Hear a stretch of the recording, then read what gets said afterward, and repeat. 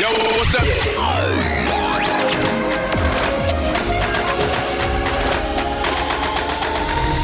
Protagonistët flasin gjithmonë dhe të parë. Lajmi i konfirmuar së paku nga dy burime. Muzika domosdoshmërisht hit. Çdo ditë në orën 10. Në Radio Tirana 1. Jemi në këtë pjesë të dytë programit miq, jemi drejt për drejt në Radio Tirana 1 dhe është momenti t'ju prezantoj me të ftuarën e emisionit sotëm. Jam shumë i nderuar që në studio kam një zonjë që më pëlqen shumë përveç misionit që ajo ka, por është për ne që bëjmë media, bëjmë radio, bëjmë televizion, është shumë e veçantë dhe shumë mediatike dhe këtë e vlerësojmë shumë dhe ajo është ambasadore e Suedisë në Shqipëri dhe kam fjalën për zonjën Elsa Håstad. Welcome, Mrs. Håstad. Thank you very much. Thank you, Andre. It's wonderful to be here. Thank you very much. Is it your first time? Is this your first time in a radio program? It is actually. Oh, I've been perfect. on TV, but not on radio, and I love radio. I listen to radio all the time myself. And you're gonna love radio more after this interview. Good. Ndërkohë do të prezantoj edhe Ervin Çalin, koleg i cili do të na ndihmojë me përkthimin. Ervin, faleminderit që je edhe sot me ne. Unë do doja ta nisja me nostalgji bisedën tonë, zonja Håstad, dhe do doja të dija diçka nga fëmiria juaj, si ka qenë ajo? I wanted to start with nostalgia, I think. I wanted to ask you about your childhood. How was it? How was your childhood? Well, my childhood was divided. First, it was in Sweden. I grew up with my mother, and she was a single mom. She was a very strong woman, a correspondent, a journalist, and it was a time of, I would say, hippie, flower power, the 70s in Sweden. Mm-hmm. But I also grew up in Soviet Union because my mother was a journalist. So I also grew up in Soviet Union, in Moscow, in the 70s. And I loved both my childhoods.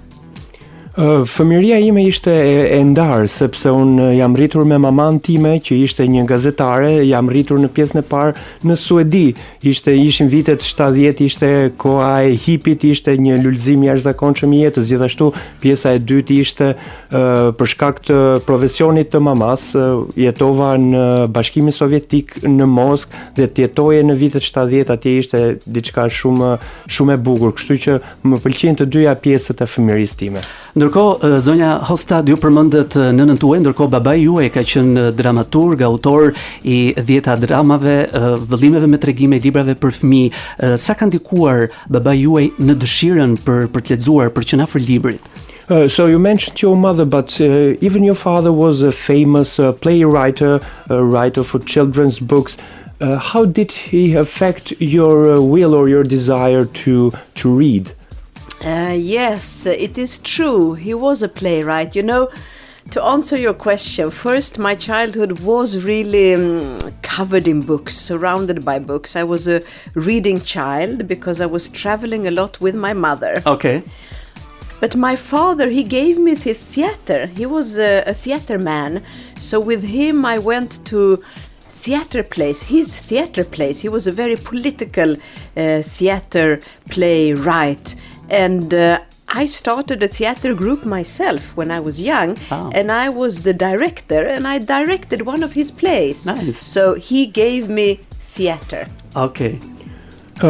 Sigurisht unë përmenda maman, por unë isha një fëmijë që isha e rrethuar nga librat, gjithkohës isha e mbuluar nga libra dhe isha një fëmijë që lexoja shumë.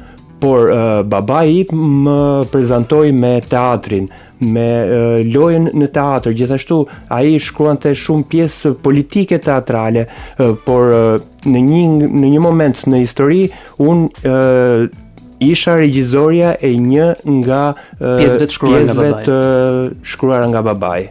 Ndërkohë, nëse i referojmë fëmirisë time, një personazh shumë i dashur ka qenë Nils Holgerssoni, që është nga një autore suedeze. Ndërkohë, cilët kanë qenë herojnë tuaj në fëmiri nga letërsia? Yeah, one of my heroes. I understood the question. Okay. Tell me. Heroes, and I'm happy you like Nils Holgersson. He's a great character for all Swedish children. But My hero when I grew up was Katitsi, Roma girl Okay. Katitsi, and we've actually published this book in Albania just now. I had a presentation this Friday, but I loved Katitsi. She was a Roma girl. She grew up in Sweden, and it was many books. So I wanted to read all the books, but she was a bit self-assured, a bit cocky, a bit, and it's about her adventure. She was brave, courageous. I loved Katitsi. She was my hero when I grew up. Okay. Një nga personazhet që është heroi i im është Katitsi, është një vajzë me origjinë Po, Rome. Dhe është një, madje kemi publikuar dhe para disa ditësh librin në shqip. Gjithashtu ai është një vajzë shumë e mirë, shumë kurajoze dhe është një nga heronjt e mi. Bukur. Ndërkohë, duke mbetur sërish në botën e letrave, zonja Håstad, do doja të flisja pak edhe për bashkëshortin tuaj, i cili vjen nga bota e letrave, i cili është shkrimtar, është përkthyes, është kritik letrar. Shpesh ne në Shqipëri kemi një shprehje, por nuk e di nëse është mbar botërore, që një vajzë kërkon tek partneri i ardhshëm figurën e babait. Sa e vërtet është kjo për ju? Yeah, we'll talk about your husband now. He's a writer, he's a translator, and there is a saying in Albanian, and I don't know if it's international one, but we say that a girl sees in her partner the figure of the father. Mm-hmm. Is it true in your case? Well, I don't know. I think, my husband, yes, he's a writer and he was also a journalist, he's a poet. I think he's a little bit more like my mother, actually. They are similar, but you are right. My father was a writer and my husband is a writer. I think maybe you look for something that is familiar, something that you recognize, even if they are different as persons. But of course, my husband is like a mix of my two parents. Okay. Something that I recognize and feel comfortable with. Jo, në fakt është e vërtet që bashkëshorti im është një shkrimtar, është gazetar, është përkthyes, por në fakt ngjan më shumë me maman time. Ideja është që ne zgjedhim diçka që është e njohur për ne, pavarësisht të diferencave të bashkëshorti është një mix mes mamas dhe babait. Ndërkohë, ne e tham pak më herët që nëna juaj gazetare, babai dramaturg, juve çfarë keni marrë nëse bashkëshorti juaj ishte, po themi, një mix midis të dyve? Juve çfarë keni marrë nga nëna dhe babai? Yeah, your mother was a journalist, your father was a playwright. What did you get from your parents? It's a good question. Thank you. I think that from my mother, I got the courage. I think she was brave. She was traveling around like a foreign correspondent. She was questioning things, and I got that from her also, to fight for human rights, not to be afraid to do difficult things. That is from my mother. From my father, some charm, some social skills. He loved to talk about life and people and love, and I love that too. So I got that from him. Okay.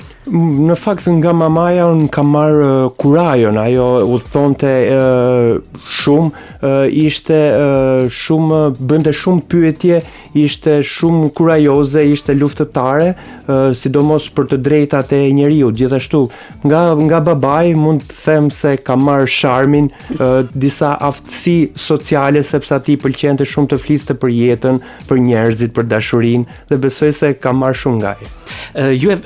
Ju keni qenë në Kosovë gjatë adoleshencës me nënën tuaj. Dhe kjo më duk një fakt shumë i veçantë, që ju keni qenë në Kosovë ndërkohë që nëna juaj ishte me punë atje, ishte gazetare. Ka qenë ky kontakt i parë me shqiptarët?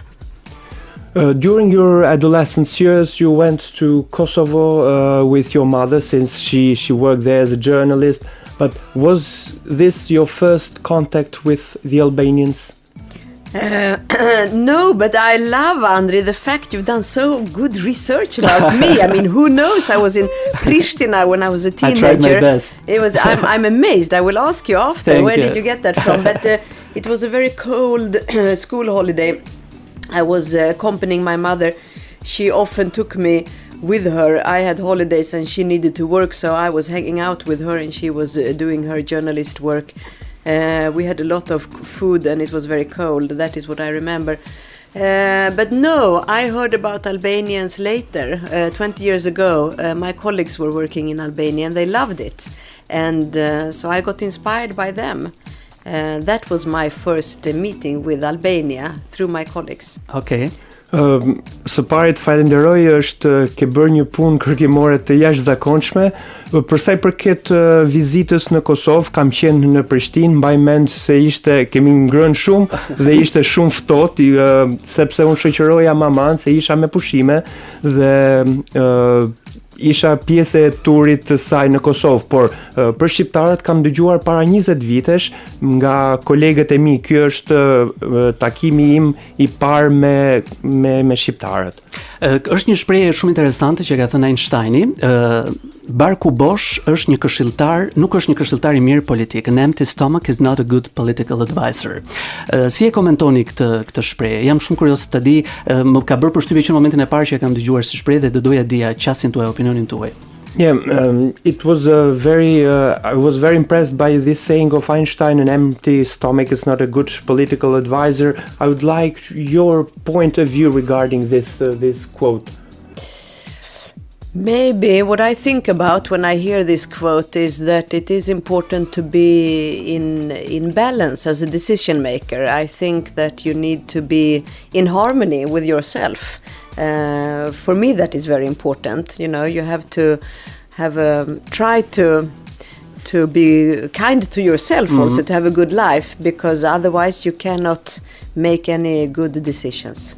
Në fakt mendoj se duhet të kemi një balans në jetë, duhet të kemi një harmoni dhe kjo vjen duke pasur një jetë të mirë në mënyrë që të marrim vendime të sakta. Ndërkohë di që keni studiuar edhe për shkenca politike, por edhe për gjuhën ruse. Më duken pak larg si zgjedhje dhe si shkuat te kjo zgjedhje. I know that you have studied political sciences and Russian languages. In my point of view, they are far apart. How did you go to this selection of studies? Well, I was always interested in the functioning of a society, you know, how does a society function, development of a society. And then I loved Russia because it was my childhood. I have friends in Russia. I love the literature, the culture, the language. So my dream was to make, to create meetings between Sweden and Russia. This was in the 90s, when everything was more positive than it is today. Më pëlqente shumë se si isha shumë kurioze se si funksiononte shoqëria, zhvillimet shoqërore. Gjithashtu duke pasur një qasje shumë të afërt me Rusinë, më pëlqente shumë letërsia, kultura, gjuha ruse. Gjithashtu doja të bëja bashkë marrëdhëniet Suedi-Rusi dhe po flasim në vitet 90 ku çdo gjë po i shkonte drejt përmirësimit. Ndërkohë, duke mbetur sërish tek e njëjta atmosferë, do doja të dija se ju përmendët disa herë që jeni e familiarizuar me ish-bashkimin sovjetik, keni punuar për drejtat e njerëzit në Bielorusi. Si e gjykoni agresionin rus ndaj Ukrainës? Si vjen optikën tuaj kjo situatë? Yeah, you know Russia well and you have worked for the human rights in Belarus. What's your opinion about the latest developments in Ukraine, the Russian aggression towards Ukraine? The war in Ukraine is a terrible thing and it has changed the world. The world changed after the Russian aggression in Ukraine. And in the 90s, as I said, when I was studying Russia political science, we believed that the world would become a better place. And I did not expect to see a war in the middle of Europe as we have now today. Sweden is very much against the Russian aggression in Ukraine.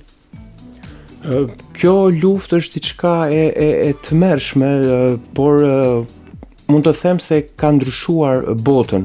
Flasim në vitet 90 kur unë studioja shkenca politike dhe doja që bota të bëhej një vend shumë më i mirë dhe nuk ma merrte mendja që në këtë kohë do të kishim një luftë në mes të Europës. Gjithashtu Suedia është kategorikisht kundër kësaj lufte. Para disa vitesh, ndoshta para 2 vite e gjysmë kur morët detyrën e ambasadores së Suedisë në vendin tonë, në fjalimin që ju patët e mbyllët me një thënie, më lejoni ta lexoj, miku i lëshohet vendi dhe i dëgjohet kuvendi. Nga kuvendimi me shqiptarët, çfarë keni mësuar për shqetësimet dhe problemet e tyre?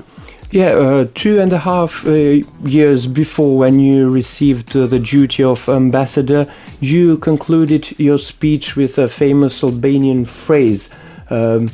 What have you learned by staying and talking and discussing with the Albanians? Well, that is the essence of my work here, is to be with Albanian people. Promote Sweden, of course, but I want to learn from Albanians, I want to listen to Albanians, and I want to see Albania. So this is one of the most important things for me in Albania. Në fakt kjo është esenca e asaj e punës time si ambasadore në Shqipëri.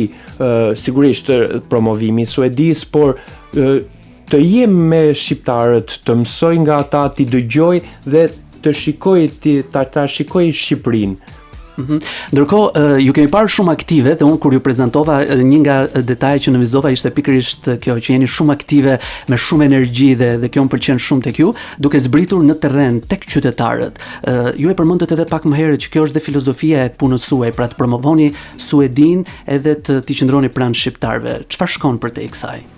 Yeah, as I mentioned before, you're very active, you're in terrain talking and listening to Albanians, and this is the philosophy to promote Albania, of course, but what's beyond this?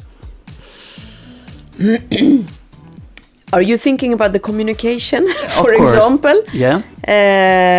My philosophy is that I want to meet with everyone, from President Ilir Meta to people in a village up north of Albania. I want to listen to everyone, I want to meet with everyone in order for me to understand in what country I'm working. And then when I communicate through the social media, I want to do it in a way so that people understand. I want to make it simple and where people are, what are people thinking about? I want to meet them in my communication. It's not only me saying things, it's also a meeting. So I need to know the people I'm talking to. Okay. Unë dua të takoj çdo kënd, duke filluar nga kryetari i shtetit, nga presidenti Ilir Meta deri tek banorët e një fshati në veri të Shqipërisë, që në mënyrë që unë të kuptoj se kush është vendi juaj, vendi ku unë për momentin po punoj. Gjithashtu edhe për sa i përket mediave sociale, unë dua të kem një qasje shumë të thjeshtë që të kuptohem nga njerëzit dhe më pëlqen më shumë të komunikoj, të bëj mbledhje ku jo vetëm të flas, por edhe të dëgjoj dhe të marr një feedback, një diçka mbrapsht nga të tjerët. I start every meeting with the same. Tell me your story. Who are you? I always want to know the story of the person I meet before I start to talk. Because I think the other person is more interesting than I am, and it's also a way for me to understand who am I talking to. So that's my philosophy. Perfect. Gjithashtu e nis një mbledhje me pyetjen kush jeni ju ose kush je ti, në mënyrë që ti kuptoj më mirë ata që kam përballë. Ndërkohë, zonja Håstad, numërohen më shumë se 50 vite marrëdhënie diplomatike mes Suedisë dhe Shqipërisë. Si e shihni? Ndoshta është në një bisedë të tillë nuk mund të flasim në të gjitha detajet, po si e shihni ju raportin midis këtyre dy vendeve? Si ka evoluar me kohën? There are more than 50 years of diplomatic ties between Sweden and Albania. In your point of view, how has this relation evolved in time? I think we have an excellent relation, but I think it's it can be even better. Më mirë. I think so, because in Albania, people don't know about Sweden enough. Okay. And in Sweden, people don't know about Albania. So I want more business, more culture, because you love Italy, you love US, you love Europe, but you don't know enough about Sweden. It's my job. I need to do my job even better. Perfect. So, a good relation to be më mirë. Okay. Sigurisht të marrëdhëniet mes Suedisë dhe Shqipërisë janë të shkëlqyera, por mund të bëjmë edhe më mirë. Sepse njerëzit nuk e njohin, shqiptarët nuk e njohin mirë Suedin, gjithashtu edhe kundërta suedezët nuk e njohin mirë Shqipërinë. Kështu që është për mua detyra që të promovoj biznesin, të promovoj kulturën, që të dy popujt të njihemi njëri tjetrin. You mentioned before më mirë. Are there other Albanian words you know? Rofsh. Rofsh. I love rofsh. So nice. You have a lot of nice sounds like mirror. Also you do this soft R and I love it. Perfect. Besides rofsh, maybe të dua, that means I love you. Ah, yes, okay. yes, You know yes, that. yes, I know that one. Yes. E pyeta për fjalët e tjera shqipe kuptuat, besoj. Ndërkohë, kjo ishte sa për të hapur një klub. Cilat janë prioritetet e bashkëpunimit, zonja Håstad, kur flasim për prioritetet për një vëzhgim dhe për një vështrim afatgjat mes Shqipërisë dhe Suedisë gjithmonë? What are your priorities of cooperation between Albania and Sweden in a long term? Well, now, you know, since 20 years, we have a bilateral, so Albanian to Sweden cooperation in environment, economic development, democracy, human rights, all this to help Albania become EU member. This is perfect. We will do more of this. We will continue to do this. Here I don't need really to make a big effort, but in the business I need to make a big effort because we have almost no Swedish business in Albania. And it's not because they are afraid, it's because they have no idea about how fantastic Albania is. So Albania needs to be better in promoting Albania. Okay. Po, ne kemi më shumë se 20 vite bashkëpunim bilateral mes vendeve, sidomos në fushën mjedisore, ekonomike, të drejtave të njeriut, në mënyrë që ta ndihmojmë Shqipërinë të bëhet pjesëtare e Bashkimit Evropian. Por ajo çka dua të theksoj është fusha e biznesit, ku mund të them që asnjë biznes suedez nuk operon në Shqipëri.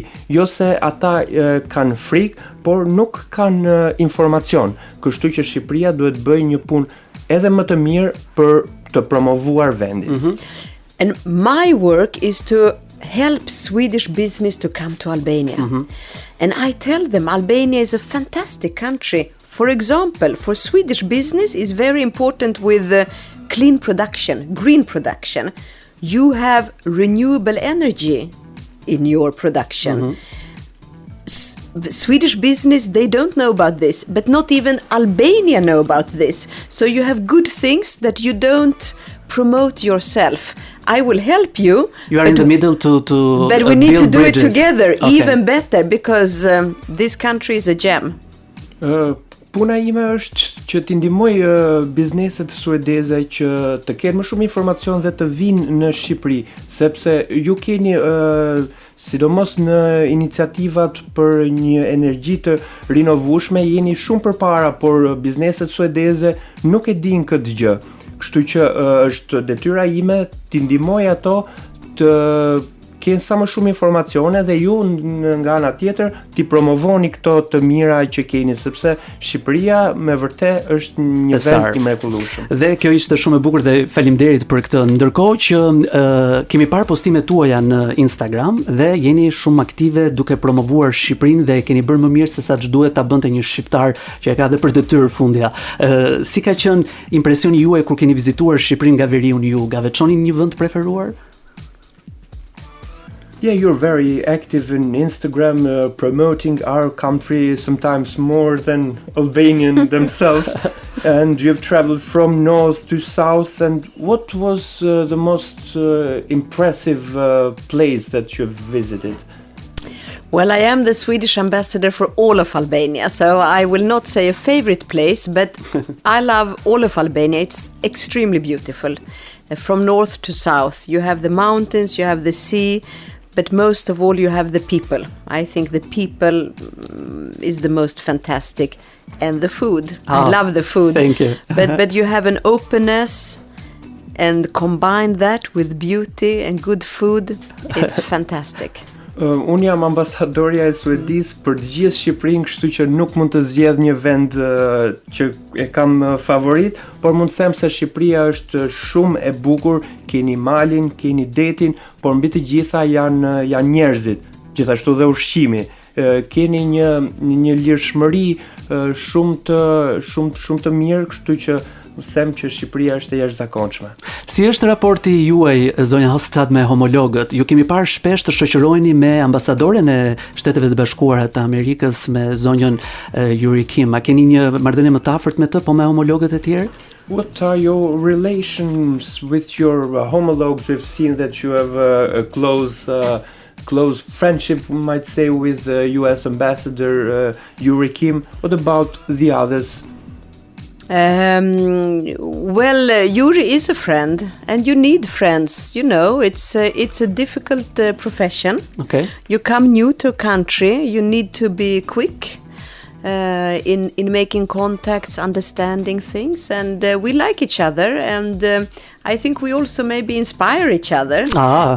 Even though we come from different countries, we have good relations, but I think we help each other, and Okay. So she's like a friend. You need a friend, and she's a good friend. Okay.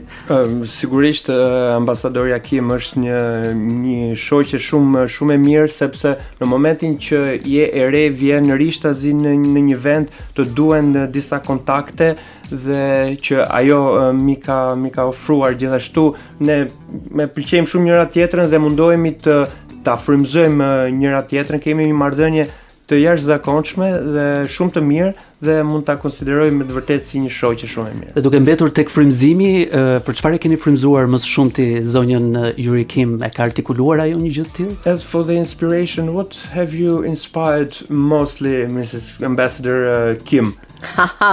I drag her to hikes, you know. I took her to hiking in the beautiful mountains, okay. And you know, we are a bit different, but we're also the same. But in the beginning, maybe she didn't understand how difficult it would be, but now we're both happy we did it. But it was really me who inspired her to do that. Okay, great. Sigurisht e ka marrë me vete në ecjet nëpër male. Në fillim ishte shumë e vështirë, por tani që ka kaluar jemi shumë të lumtura që e kemi bërë këtë gjë. E rikthehemi edhe një herë tjetër diplomacisë, sepse ju keni patur shumë angazhime në ish Bashkimin Sovjetik, siç e tham, por edhe në Azi, në Afrikë. Çfarë keni mësuar nga këto përvoja? Në një kohë që flasim për një botë globaliste, cilat janë pikat që i bashkojnë dhe i ndajnë njerëzit në botë sot? Yeah, talking about, again, for diplomacy, you've worked at former Soviet Union, in Asia and in Africa. Can you talk about your experience? Because for the moment, we're talking for a global world. And what are the connecting dots that unite or separate people today?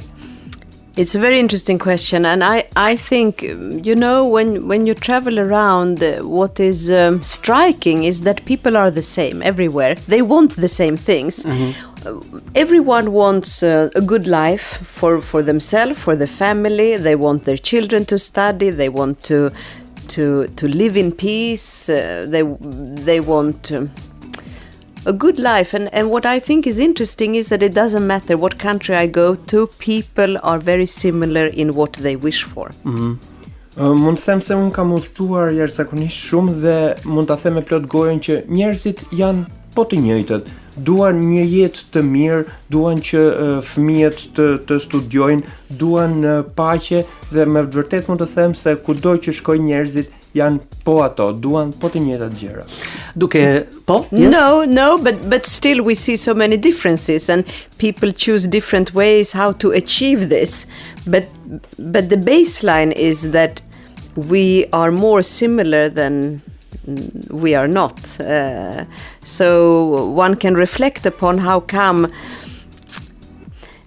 we don't live in peace all the time when this is actually what everyone wants.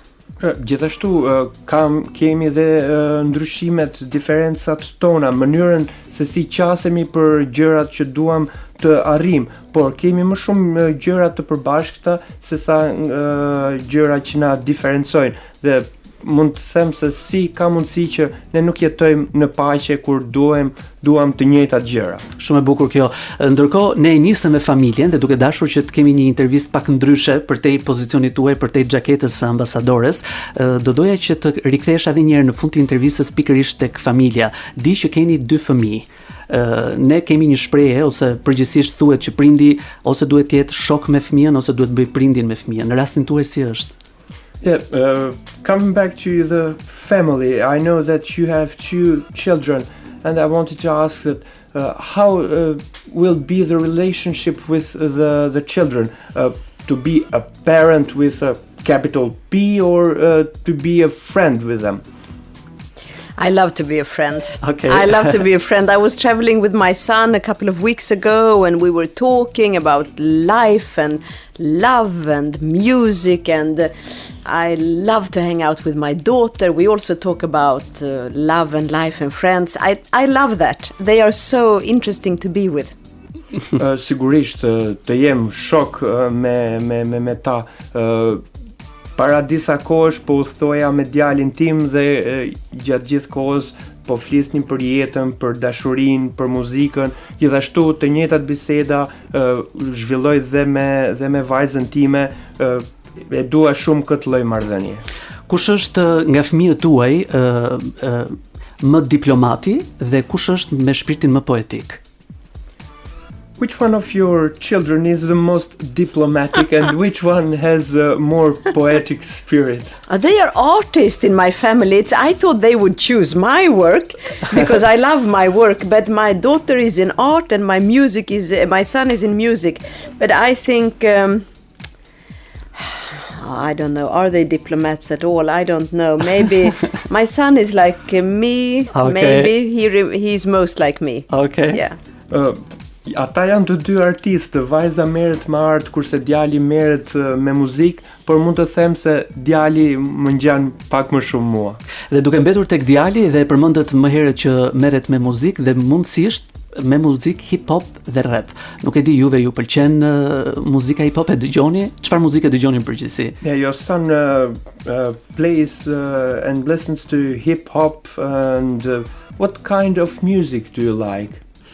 I love his music. Okay. And I love hip hop. I think hip hop is super cool. I've been to his concerts. We've been traveling around, and I watched many of his concerts. But me myself, I listen to all kind of music, from Russian Roma music to R&B, Mary J. Blige to Wow. Prince. I really love music. I love music.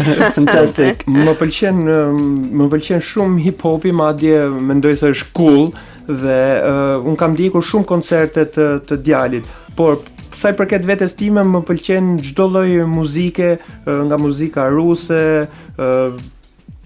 Prince, çdo lloj muzike e bukur. Edhe Mary J. Blige, sepse Mary kishte J. Blige. Mary J. Blige, perfect. Do të bëj një pyetje sepse për t'ju prezantuar, un komentoj edhe jam zëdhënësi pikëve të Eurovisionit, festivalit Eurovision Song Contest. Dhe jam kurioz të di opinionin tuaj në lidhje me këtë festival. E ndiqni, ju pëlqen muzika, prezantimi suedis atje, prezantimi i Shqipërisë? Yeah, Andre is one of the representatives of Albania at the Eurovision Song Contest, and I'm the guy of the 12 points, and 12 points go to Sweden, for I'm example. so impressed. Wow. Thank you very much. Wow. yeah, what's your opinion about Swedish presentation and Albanian's presentation to this festival?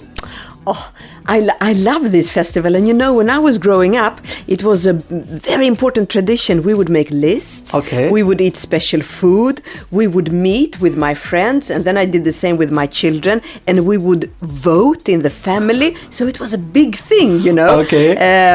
But I think we've done quite well. Albania also, maybe. But I've been more focusing on the Swedish contribution. Po, ishte një Eurovisioni është një event, mund të themi familjar, ne bënim një listë dhe votonim për të preferuarin ton. Ishte realisht një event shumë i madh Eurovisioni. Për Shqipërinë nuk mund të them shumë sepse me thënë drejtën isha e fokusuar më shumë tek Suedia. Is there any favorite song from Swedish entries in Eurovision? For example, yes, Carola Häggkvist. Carola Häggkvist. When I was 16, but she was winning. She was twice on Eurovision. You know her? Do you know her? Yeah, I know. Yeah? I know her. I love her. She is really? like I know here in Albania you love Loreen. Loreen is my favorite. Euphoria, yes. But you know, I love Carola Häggkvist. She's my favorite. Okay, great. Më pëlqen jashtëzakonisht Carola Helvix, më pëlqen jashtëzakonisht ju në Shqipëri njihni këngëtaren Loreen, por më thënë të drejtën Carola Helvix është e preferuara ime. Dhe padyshim ABBA-t. ABBA. And of course ABBA. Of course ABBA, and they were, when was it, 1974 I think? Okay, yeah. Or with Waterloo? Yeah. You know, we're preparing a big ABBA party in Tirana. You must come. Yes, definitely. We will play ABBA. ABBA. It will not be the real ABBA because they don't play anymore, but we hope to have a cover band. This is my I hope. This is my dream, one of my dreams. Great.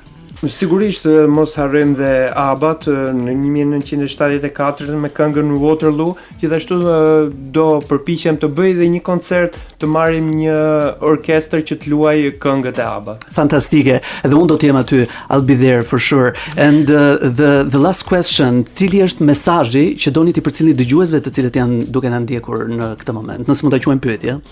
What will be the message that you want to convey to our listeners that are listening right now? Stay as you are. Appreciate what you have because it's a lot. Stay generous, tolerant and kind because the world needs that. Perfect. Qëndroni kështu siç jeni, jini bujar, tolerant sepse bota ka nevojë për këto gjëra.